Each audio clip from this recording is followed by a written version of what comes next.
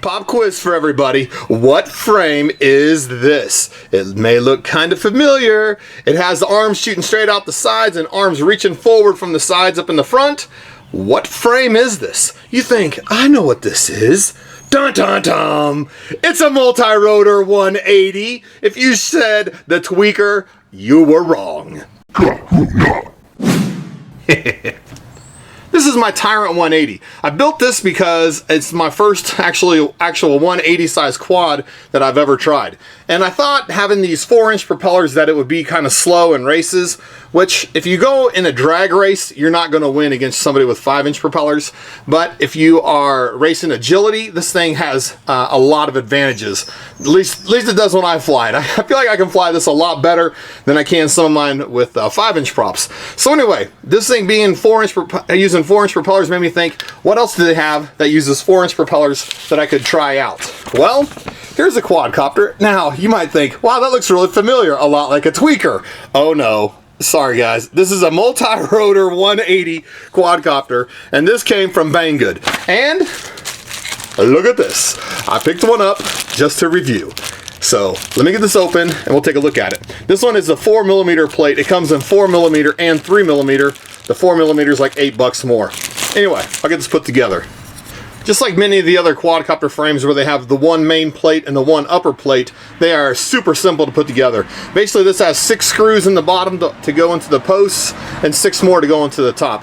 Now I didn't put this one in because I wanted to show you. It comes with 6mm screws, so when you put this through, you don't have a lot of screw hanging out the top to mount the spacer to. So if you actually buy this, you'd probably be better off getting some 8mm screws, at least 6 of them to go into the bottom. These are plenty, the screws are plenty long to go through this top plate into the spacers, but on the bottom you really need some like 8mm screws. So pick some of those up if you're ordering this. Here you can see the holes in the arm are cut for either 1806 motors or for the 2200. The 2200 go out here in these larger holes, where the 1806 motors or the 1306 motors would go in these little smaller grooves here. The nice thing about using the 2200 motors is that your motor wire is going to run straight out like this down the arm. If you're using an 1806 motor, it's going to shoot out at an angle this way or an angle this way because of the way the holes are laid out. But this is a 4-inch propeller, and this fits on here. If I center it up there, and let me zoom in a little bit, you can see it fits on here just fine, and it does not go under the main plate. I don't necessarily care for it going under the main plate because I like to make the assumption that if the wire is under the main plate, it's not going to get hit by the propellers. In this case, it won't. This fits on here fine, and even back here on the back, it fits fine. It doesn't come close to hitting the spacers. Now here's a 5-inch propeller, and this is not going to work. You can see here, it's going to nail the spacer here. So you won't be running 5-inch propellers on this. So if you do run 4-inch propellers, I've had a lot of luck with the 2300 kV rating motors like this one here. This is the Eachine. I don't recommend these motors unless you just want the cheapest ones you can get. But these actually have been working pretty well, and the fact that they're still on this Tyrant 180 has to give a little bit of credit to that. We'll go ahead and get some measurements off this main plate. Like I said, this is available in 4mm and a 3mm plate. It's like $8 more for the 4mm plate.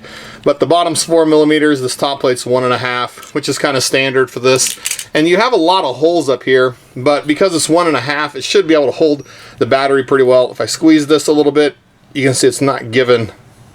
I don't see it giving at all. Anyway, so this top plate is pretty strong at 1.5. You have these holes back here that are designed for your antennas or for being able to see your video transmitter settings. If you have that kind of video transmitter. On the bottom, it just has the single big hole down here, and that's usually just so you can see the wiring on the bottom, I guess. And I'm not sure what you would use these holes here for unless you're just strapping down a video transmitter back here in the back, because most of the time you're going to run your battery up on top and use these holes for your battery strap up on top.